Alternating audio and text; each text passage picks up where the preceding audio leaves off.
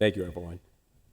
In accordance with Article 5, Section 4 of the Oregon Constitution, the Senate and the House of Representatives of the 82nd Legislative Assembly, meeting in joint session, will come to order. The Secretary to the Senate will call the roll of the Senate. Anderson, Bonham, Boquist, Campos, Dembro, Findley, Frederick, Gelser-Bluen, Gerard, Golden, Gorsuch, Hensel, Hayden, Jama, Canope, Lieber, Linthicum, Manning, Meek, Patterson, Prozonsky, Robinson, Solman, Steiner, Taylor, Thatcher, Weber, Woods, President Wagner. Present. A quorum of the Senate is present. At this time, the Chief Clerk of the House will call the roll of the House of Representatives. Anderson, Bossart Davis, Bowman, Brees Iverson, Bynum, Kate, Chaichi, Conrad, Kramer, Dexter, Deal, Elmer, Evans, Fahey, Gamba, Gomberg, Goodwin, Graber, Hartman, Helfrich, Helm, Heeb, Holvey excused, Hudson, Javadi, Krupp, Bobby Levy, Emerson Levy, Lewis, Lively, Mannix, Marsh, McIntyre, McLean, Morgan, Nathanson, Nelson, Neron, Daniel Wen, Hoa Wen, Nose, Osborne, Owens, Highfam, Confam, Reschke, Reynolds, Ruiz, Sanchez, Scharf, Brocksmith, Greg Smith, excused, Sosa, Stout, Tran, Valderrama, Wallen, excused, Walters, Wright, Speaker Rayfield. Mr. President, a quorum of the House is present. Present. On behalf of the 82nd Legislative Assembly, I welcome you to the inauguration of Oregon's 39th Governor, the Honorable Tina Kotek. If members could please stand, we will welcome, the Sergeant of Arms will welcome members of Oregon's judiciary.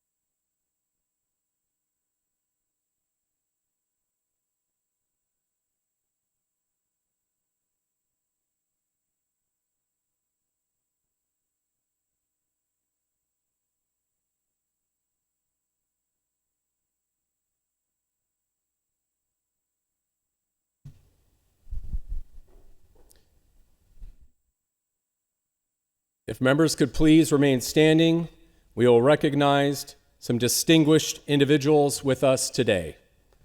Governor Kate Brown, Governor Theodore R. Kuligowski, Governor Barbara Roberts, State Treasurer Tobias Reed,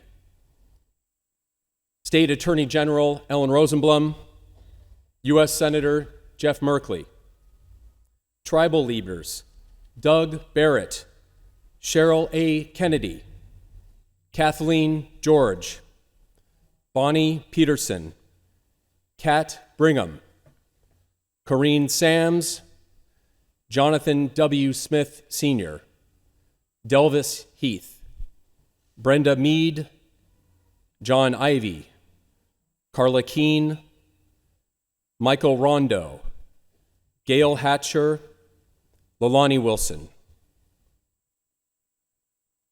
At this time, the Sergeant of Arms will escort Governor-elect Tina Kotek.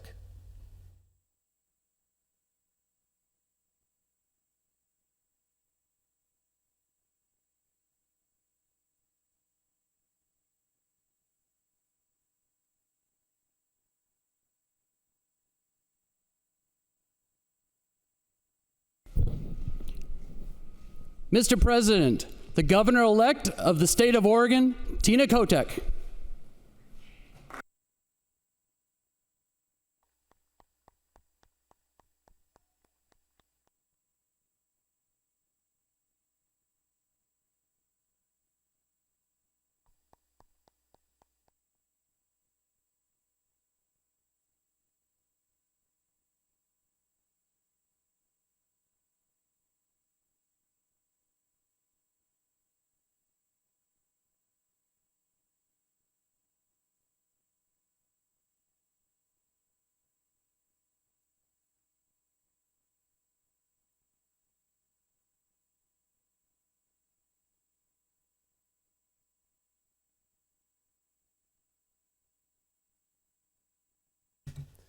Members, at this time, the Oregon State Police Honor Guard will post the colors, followed by the Pledge of Allegiance.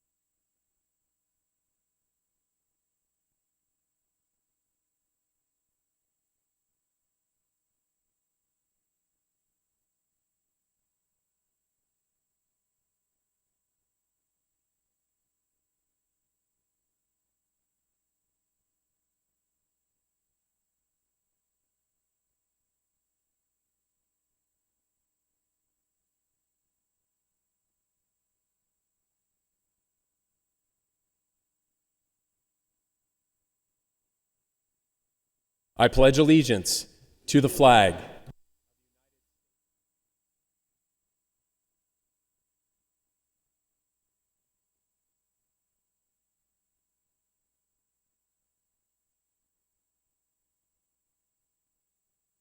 At this time, the national anthem will be performed by Alonzo Chadwick Sr. of Portland.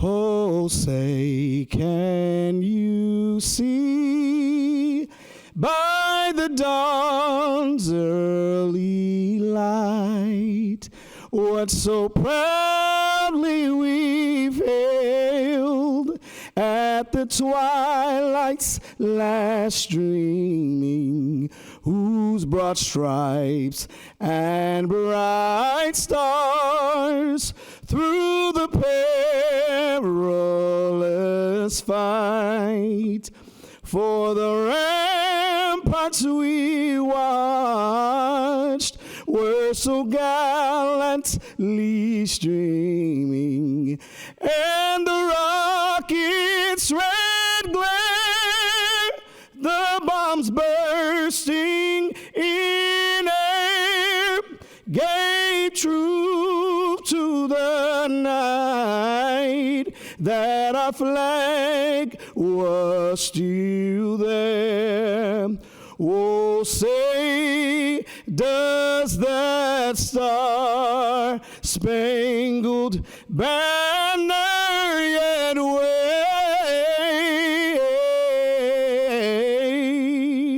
o'er the land of the free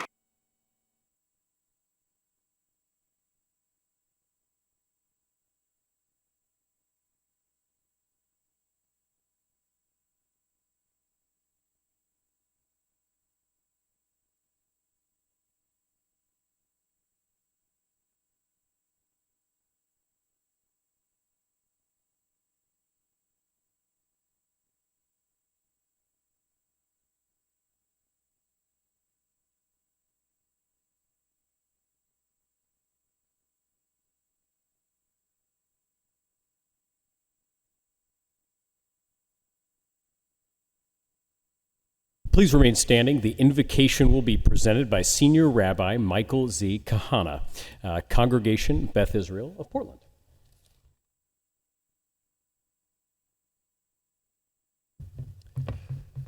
Speaker Rayfield, President Wagner, Governor Kotek, honorable members of the 82nd Legislative Assembly, esteemed guest, thank you for this opportunity. Many religious traditions speak to the responsibilities of leadership. You who are given the role of leader by the people hold this trust in a sacred partnership. We gather in this hallowed room to acknowledge the duty and the privilege to care for the well-being of the people of Oregon. It is no easy task. In the Hebrew Bible, when Moses passes on the mantle of leadership to his successor, Joshua, the two leaders stand before all of the people. Moses publicly gives to Joshua two words of advice. In Hebrew, chazak ve'ematz. He says, be strong and be resolute. Strength is needed in a leader, but it is easily misused. Less important is strength against an opponent. What is mostly needed is strength of character. It is easy to be distracted, to let personal concerns and grievances detract from the needs of the people. So it is with the words of Moses that I offer this prayer for you. Chazak ve'ematz. Be strong and be resolute in serving the people of our great state. They need you, all of you, to keep them always in mind.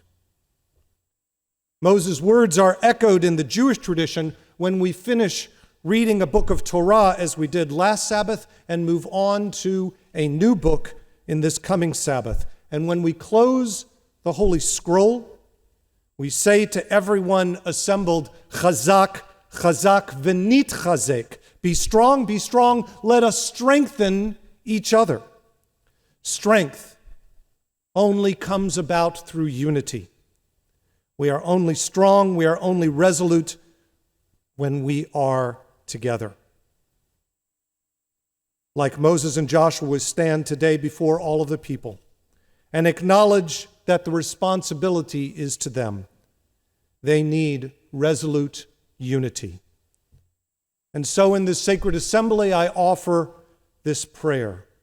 O God, God whom we know by many names and in many forms, we call upon ancient wisdom in this hour as we experience the peaceful transition of power.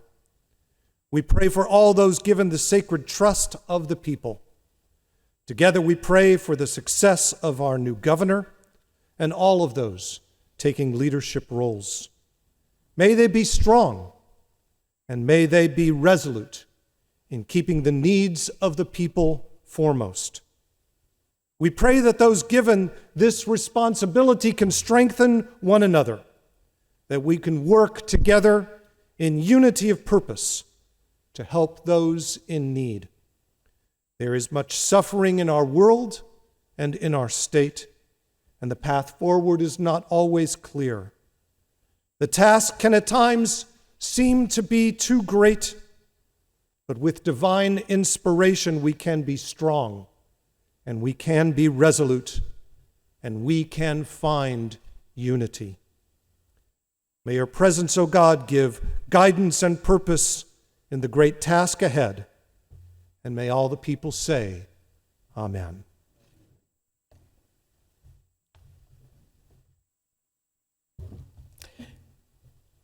Thank you, Rabbi Kahana, for those words. Please be seated. The Honorable Rob Wagner, President of the Senate, will address the Joint Assembly.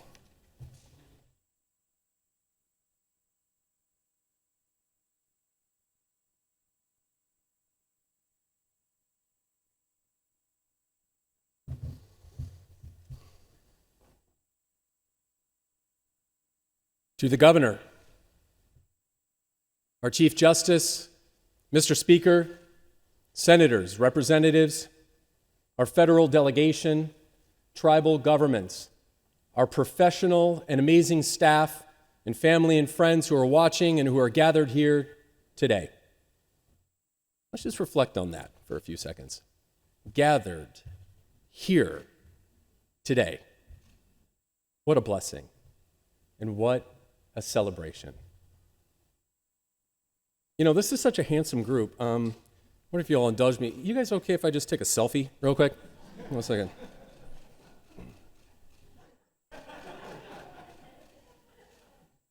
Okay, smile. Awesome. Don't worry, I'll text that to all of you.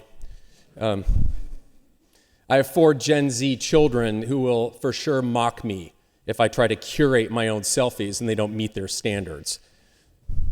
And I still have no idea about TikTok. We've gone through so many challenges during the pandemic, but here we are. At this moment, gathered here together, the 82nd Legislative Assembly in service to the people of Oregon. Let's take stock of who is here on this floor today. First, in the Senate, we have borrowed some amazing talent the past couple of years from the House chamber. And for the rest of you House members, feel free to come on over. The water is warm. Sorry, Mr. Speaker.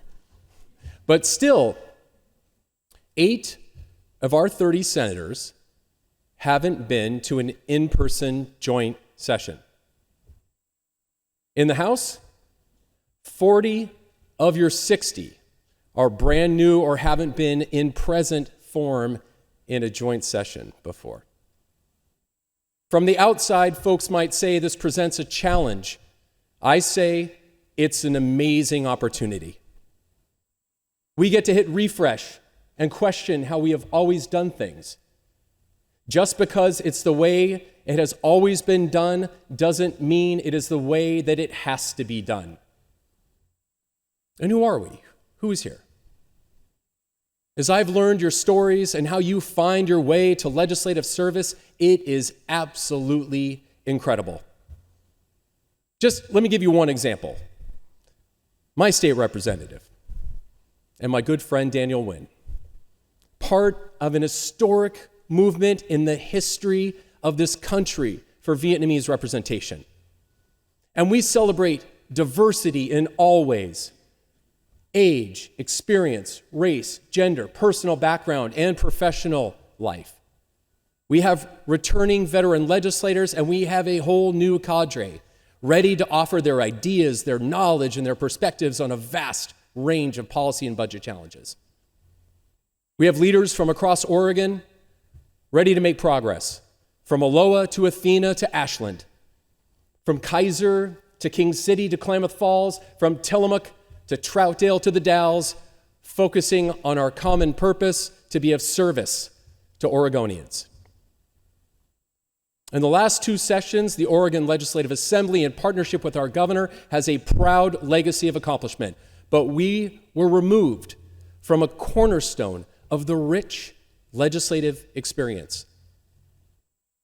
An experience that depends upon civility, building relationships that span our demographic and geographic and political differences, and that spark of spontaneous connection that really only happens here in this sacred Capitol building.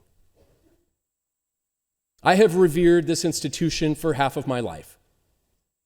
As an intern, a staffer, an advocate, a senator, and now with the honor of being a presiding officer.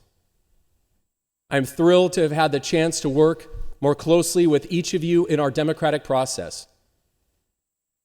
And as Senate President, I have a responsibility to honor our traditions, but also an obligation to work with each of you to break new ground and try new approaches so that we can together make Oregon better and stronger. In just over 1 week, the Senate, the House, and the governor will jump into the work of the 2023 regular session. And on day 1, the voters have asked us to tackle some thorny issues impacting their lives and the lives of their neighbors. Today, we will hear from Governor Kotek and Speaker Rayfield that affordable housing and homelessness is a top issue, and the Senate will answer the call to continue our progress to solve Oregon's housing and homelessness crisis in partnership with our local communities. We will continue to build a behavioral health system that works for Oregon and provides real treatment options to our fellow Oregonians who are falling through too many cracks. And that includes helping Oregonians find and build careers in behavioral treatment services. The climate crisis is here. Year after year of droughts and wildfires, we need to keep stepping up our ability to find solutions, building on recent investments in water infrastructure and drought relief and wildfire prevention. We will not turn our backs on our rural communities. And whether your family can trace your lineage to time immemorial, or to a wagon train, or you came here with your parents or as an adult, Oregon is an amazing place that attracts people from all over the country and all over the world. It is our collective job to make sure Oregon remains vibrant as we build opportunities for success for the next generation, and not just importing talent, although we are welcome. Doing our part in building and supporting careers right here. It's building success for our students of all ages to access career training and post-secondary education to achieve launch velocity out of poverty. And we will be aggressive in pursuing federal funds to support our own investments in transportation and green energy and solidify our strong commitment to Oregon's innovative manufacturing and semiconductor industry.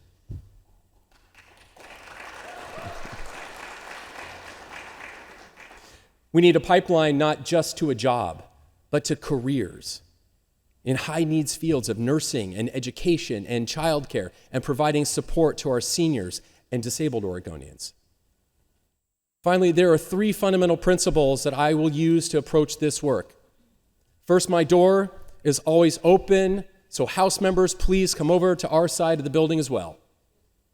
The second is that good ideas come from everywhere. And third, as my grandmother used to say, there was always room for kindness.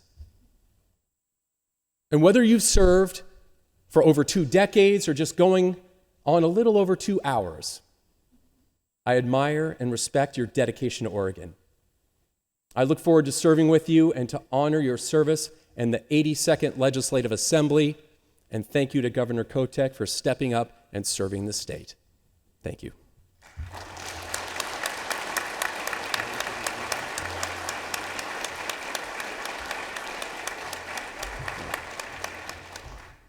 It is my honor at this time to introduce the Honorable Dan Rayfield, Speaker of the Oregon House of Representatives, who will address the Joint Assembly.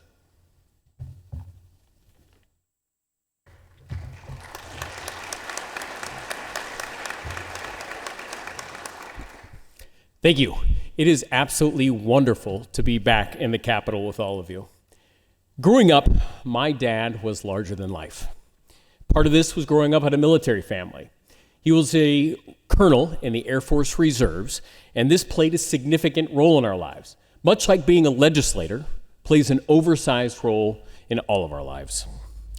One of the ways that I connected with him was listening to the stories he'd tell when he came home from work.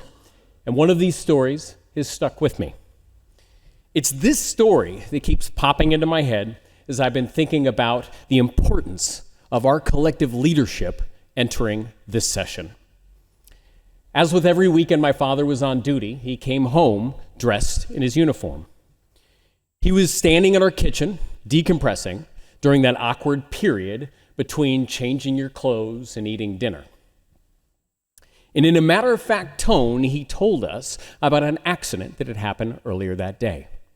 He described how during a mid-air refueling exercise, a pilot had cut the refueling line with the rotors of his helicopter. The rotors of the helicopter were damaged, and the pilot had to set the helicopter down immediately. As my father finished recounting the story, I was surprised to learn that the focus of the story was not the pilot. It was the wing commander. My father, he told me, was that the wing commander's career would be negatively impacted by this incident. So I was confused, because in my mind, the wing commander had done absolutely nothing wrong. It was the pilot that had made the mistake. My father's response was that as leaders, we are responsible for everything that happens on our watch. Now, this story has been on my mind lately because, in a way, we are all like that wing commander.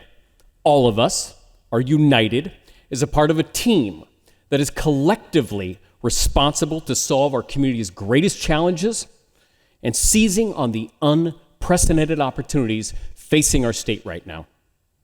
So many Oregonians are relying upon us to find solutions to stop their skyrocketing rent, their inability to get behavioral health care, feeling a sense of insecurity in their own neighborhood. The weight of that responsibility can be scary. And I find it intimidating to acknowledge my own responsibility in this role. It would be much easier for me, for all of us, to retreat and minimize our responsibility as being a part of a bigger system. And on any given day, we don't always know how we're going to deliver the results Oregonians so urgently need. But I will continuously challenge myself, all of us, not to retreat to the bunker of problems being too big, too complex, and pick up that weight. As individuals, we will not be able to lift it. But together, on this our watch, we can. One of the challenges we must face up to is the strength of democracy itself. Democracy is how we come together as a community to address our problems and find common cause with each other. But trust in government as one of its low points in American history. And we have to address this at a time when politicians, myself included, are about as popular as a root canal. We alone cannot fix the polarization and the trust issues in America, but we can accept responsibility for our actions in these walls and make Oregon an example of how things can be done. And part of that responsibility is owning my own mistakes. I've said things in this building that I shouldn't have, things that have contributed to our overly polarized culture. And rightfully, I've had to reflect on the impact of those words. So I ask all of us to consider, what is our responsibility as leaders of this entire state to build community, instead of succumbing to the pressures of a political system that incentivizes demonizing each other? We can be a part of the problem, or we can be a part of the solution. Because the truth is, regardless of affiliation, Democrat, Republican, Independent, Libertarian, Oregonians want us to help build more housing.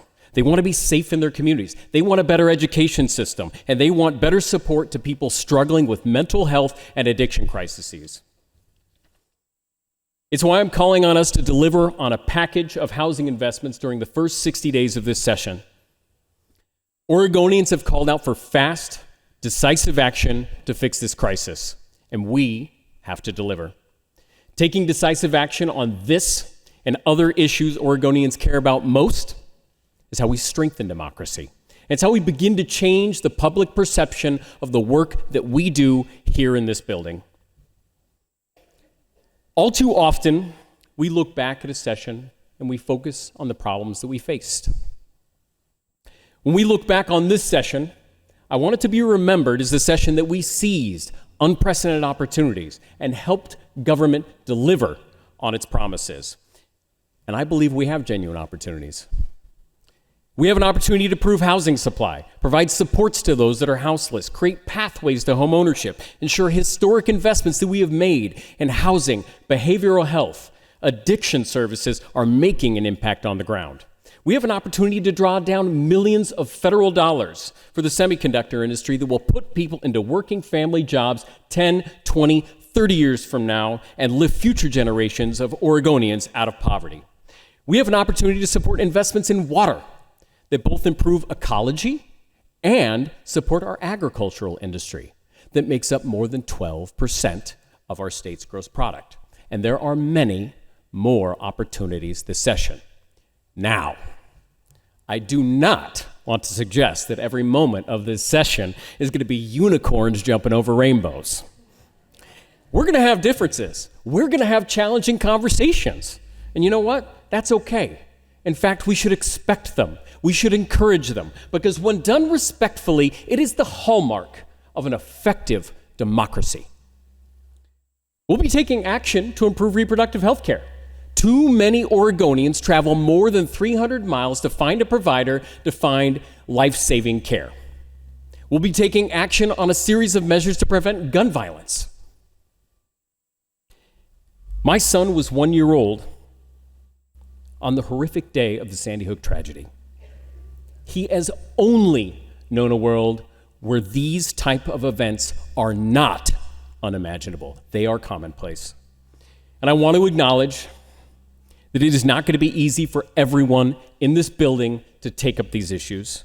But Oregonians expect us to do these things, and we will do these things while fostering a culture of respect.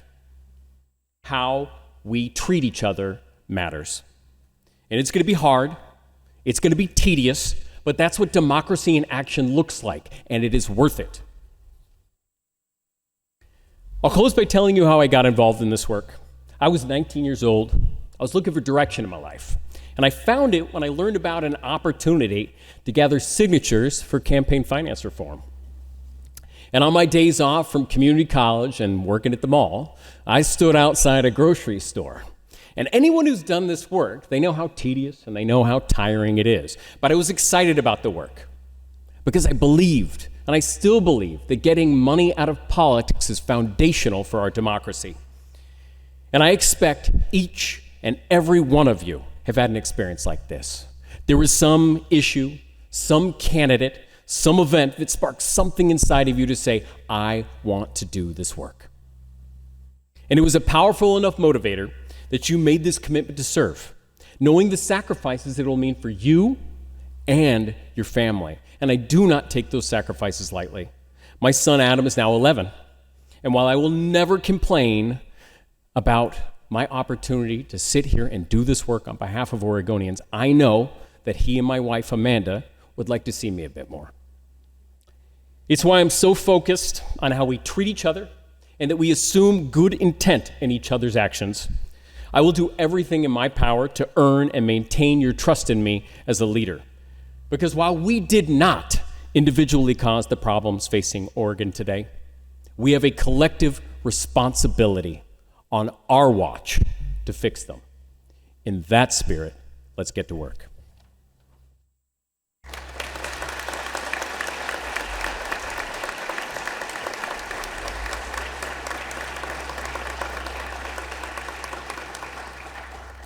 It is now my honor and duty to canvass the vote for governor. As provided under Article 5, Section 4 of the Oregon Constitution, I, Dan Rayfield, Speaker of the Oregon House of Representatives, have hereby examined the voting returns from the last general election for the office of governor of the state of Oregon and find that the Honorable Tina Kotek has received the highest number of votes cast for the office and has been duly elected governor.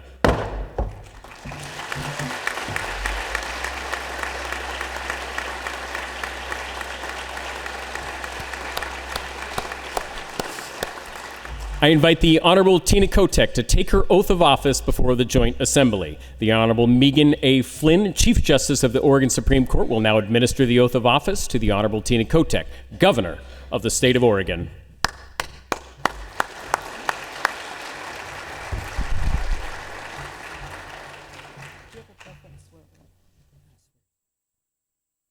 Raise your right hand.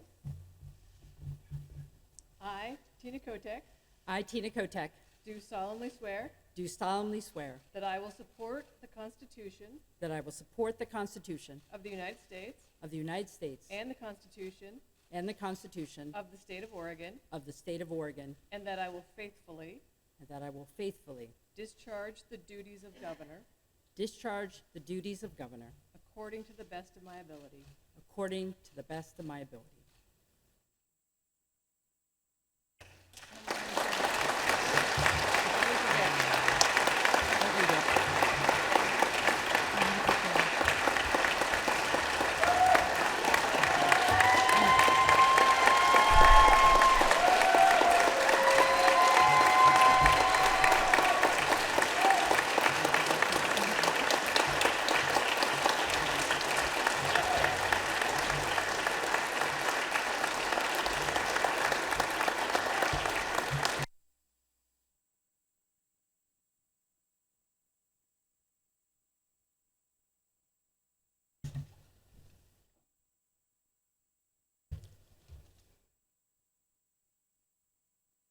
Good afternoon.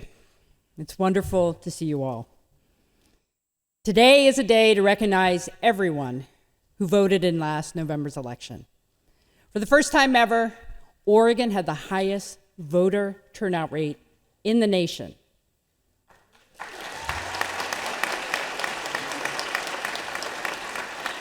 That is a credit to the strength of our democracy and a credit to Oregonians, no matter who you voted for. I would also like to thank my predecessor, Governor Brown.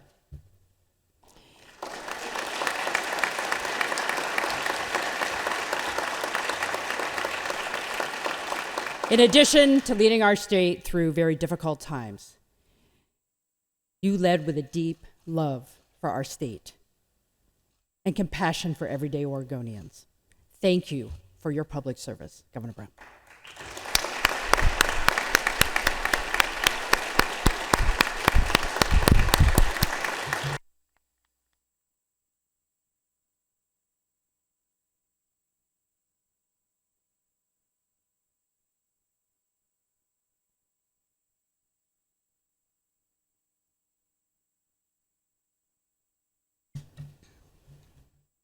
And since we all know none of us get here by ourselves, I'd also like to thank my wife, Amy, the First Lady of Oregon.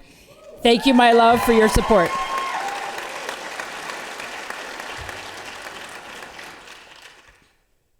I am honored and so deeply humbled by this opportunity to serve Oregon.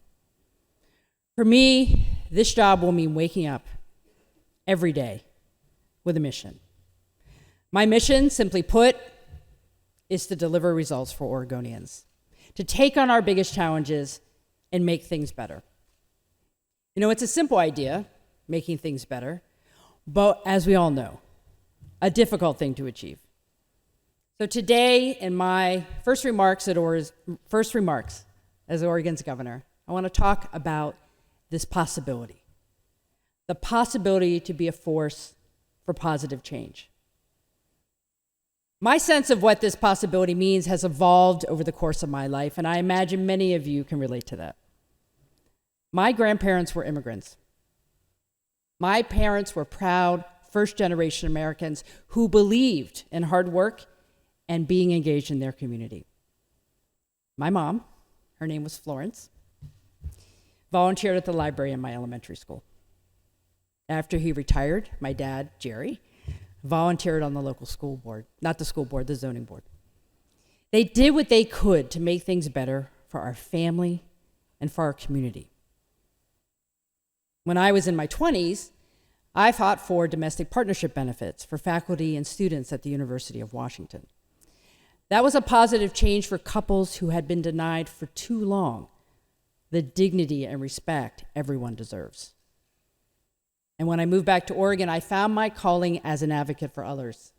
I gratefully accepted a job at Oregon Food Bank, inspired by its mission to end hunger. That calling eventually brought me into public service, like many of you in this chamber today. I was honored to spend much of the last decade leading this chamber as Speaker of the House. So I know that there will be many difficult decisions ahead of you. Many competing priorities and complex issues demanding your attention. Before you take up that work, I ask you to step back and consider our shared mission as public servants, making things better for Oregonians. I recognize that this idea of a shared mission might be a tough sell at a time when our politics feel so divisive. But today, this convening of Oregon's 82nd Legislative Assembly marks a meaningful transition. We are moving out of election season, which is ultimately a very public reflection of individual values, and we are moving into the season of governing. And governing is about more than competing values. It's about serving our people, not Democrats, Republicans, or independents, but parents and children, teachers and students, business owners and workers, families from the Rose City and families from towns without a stoplight, Governing is about serving Oregonians, all Oregonians. And I have heard from people loud and clear, the status quo is not working. And for many Oregonians, it has never worked. I believe that for most of us, this is not a partisan issue, or frankly, a criticism of any one leader. This concern transcends party lines and county lines and cultural divides. Oregonians in every single corner of our state are demanding better. They want to see the idea of Oregon, land of majestic mountains, land of promise, match up with the realities in their everyday lives. And so do I. It is my pledge to all Oregonians, including the leaders in this chamber, that I will work every day to turn things around, to be a partner with you in solving problems big and small. We won't be perfect, but we will improve every year, so Oregonians can proudly say their state government was there for them. So here's how we're going to do that. First, for me personally, that means strengthening connections with Oregonians from every part of the state so that we can deliver results on issues of shared concern: affordable housing and homelessness, behavioral health and addiction care, and education. For the executive branch overall, that means focusing on the basics. I will set clear expectations for the agency leaders and then follow through to make sure we are building systems to do our fundamental job: serving Oregonians better than ever. And finally, for all Oregonians, we must all come together to be part of the solution. I invite everyone listening today to help build the Oregon you want to live in. So let me expand on these commitments. First, my personal promise to strengthen connections across the state. We can only deliver results on our complex problems by listening, digging into the details, and forming solutions together. And by advocating for better results at every level of government. That's why I pledged to visit every county in Oregon within my first year of office. Governor Vic Atiyeh made a similar commitment in 1979. Here's what he said in his inaugural address. Quote, "I have and will continue to listen, and not just only to those people who have the means and the urgency to press their case in Salem. I will go to our people to listen. I will go to every county of this state. I will be in your own communities, not talking to you, but meeting with you. I will listen to you, the elected representatives of our people, and to the many dedicated workers in our government who truly want to serve people. I will listen to all." Unquote. It may surprise some of you that Governor Atiyeh, the last Republican to serve in this role, has been a source of inspiration as I prepare to take on this great responsibility. He too was a former legislator with deep knowledge of our state budget, and we are both firsts. He, the first elected governor of Arab descent in the United States, and me, the first openly lesbian governor in the United States, along with the new governor of Massachusetts. I will endeavor to listen and lead with the same authenticity, compassion, and skill that Governor Atiyeh brought to this job. And in that spirit, I launched my One Oregon listening tour in Yamhill County a couple of weeks ago. On this visit and the ones to follow, I want to hear directly from people who are doing the hard work every day to serve their community, especially on issues of shared concern across our state. One story in particular has stuck with me. During our roundtable on housing and homelessness, we heard from a woman named Rachel, who works at a nonprofit serving survivors of domestic and sexual violence. Many survivors get to a point where it may not be safe for them to stay another night under the same roof as their abuser. That's why her nonprofit provides emergency shelter for up to 30 days, so that survivors, most often women with children, have a safe place to stay while they seek more permanent housing. But in Yamhill County, like most counties in Oregon, affordable housing is extremely hard to come by. With emotion in her voice, Rachel told us that some survivors end up declining services altogether because they know that 30 days won't be enough to find an affordable, more permanent place to live. And if they can't find an affordable place to move into, they could face another impossible choice, either becoming homeless or going back to their abuser. Going back, Rachel said, can be even more dangerous than never leaving at all. We must do better. For the survivors Rachel is serving, for our unsheltered neighbors, for our all working families, for the future of our economy and our state, we must take on our housing crisis at the scale needed to solve it. So on my first full day in office tomorrow, I'm moving forward on 2 promises on this front. First, I'm signing an executive order that will address the underlying challenge facing our state. We need more housing. My executive order will establish an ambitious statewide housing production target of more than 36,000 new homes per year.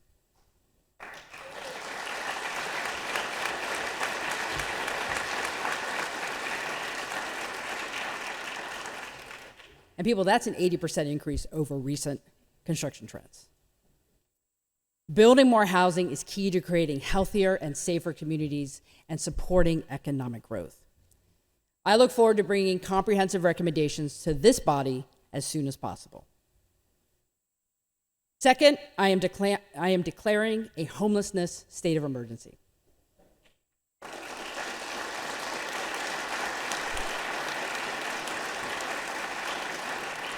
Our state's response must meet the urgency of the humanitarian crisis we are facing. A lot of good work is already underway in communities across our state, and thank you for that. Still, we need everyone to keep bringing forward solutions. And to that end, I am proposing an urgent $130 million investment that will help at least another 1,200 Oregonians who are experiencing unsheltered homelessness move off the streets within a year.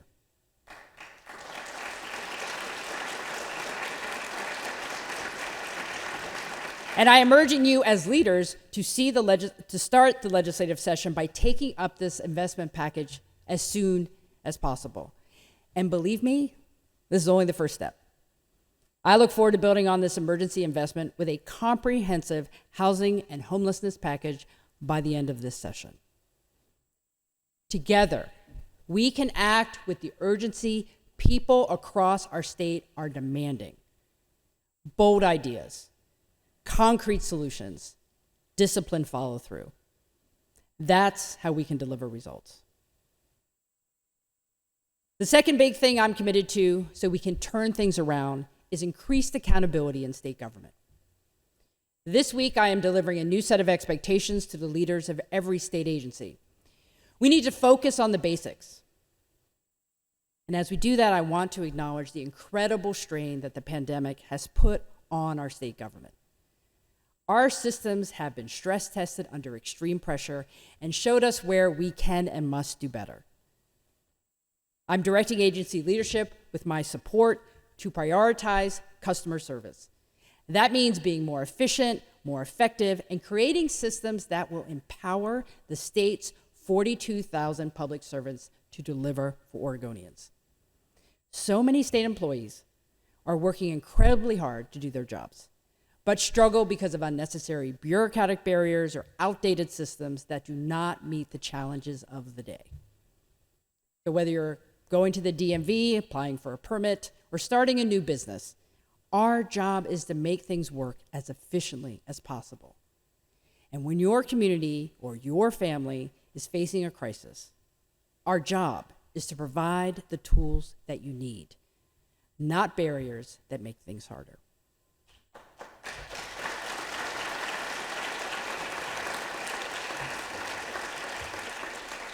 So as we address the very large, complex challenges our state faces, whether it's housing, behavioral health, or education, we have to put our own house in order too.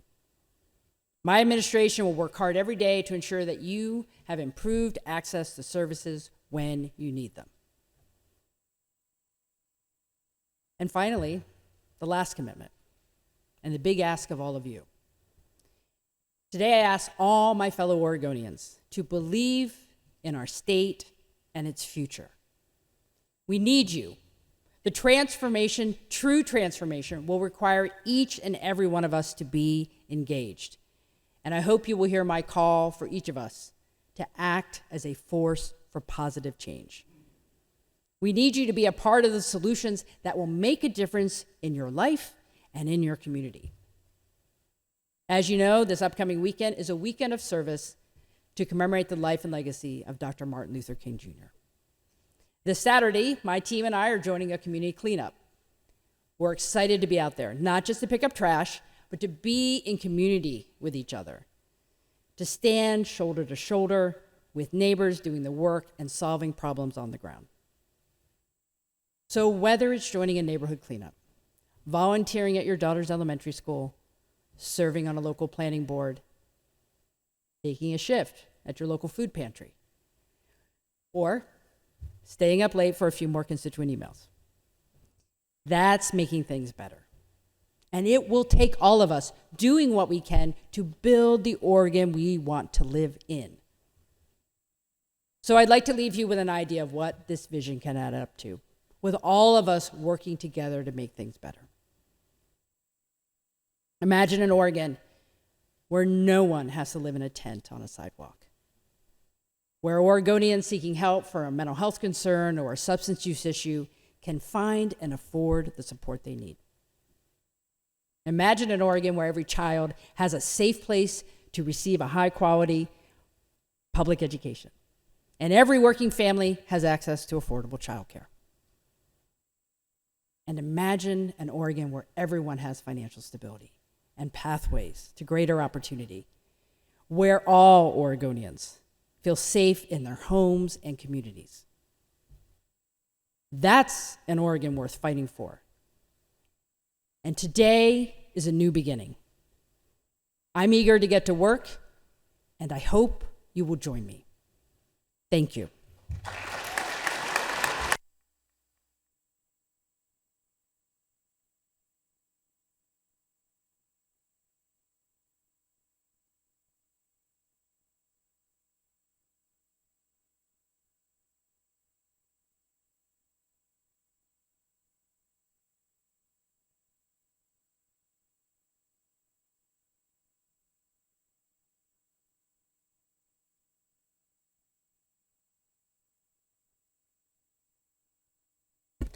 Thank you, Madam Governor. Alonzo Chadwick, Sr. of Portland, will now perform the song "A Change Is Gonna Come" by Sam Cooke.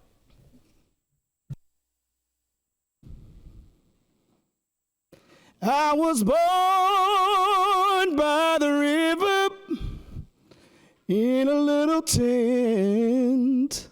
Oh, and just like the river, I've been running ever since. It's been a long time coming, but I know a change gonna come. Oh, yes, it will. It's been too hard living, but I'm afraid to die, 'cause I don't know what's up there beyond the sky. It's been a long time coming, but I know a change gonna come. Oh, yes, it will. Said I go to the movies and I go downtown. They keep telling me, don't you hang around, 'cause it's been a long time coming, but I know a change gonna come. Oh, yes, it will. Said I go to my brother and I say, brother, help me please. but he winds up knocking me back down to my knees. Whoa, there were times when I felt I wouldn't last for long, but now I think I'm able to carry on, 'cause it's been a long time coming, but I know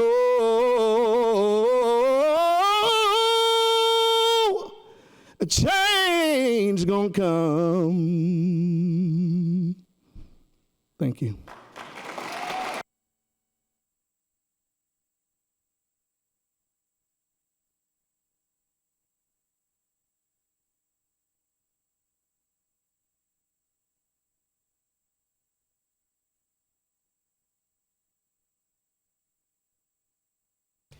Thank you, Mr. Chadwick. Please stand. The House Sergeant at Arms will escort the Honorable Governor Tina Kotek from the floor.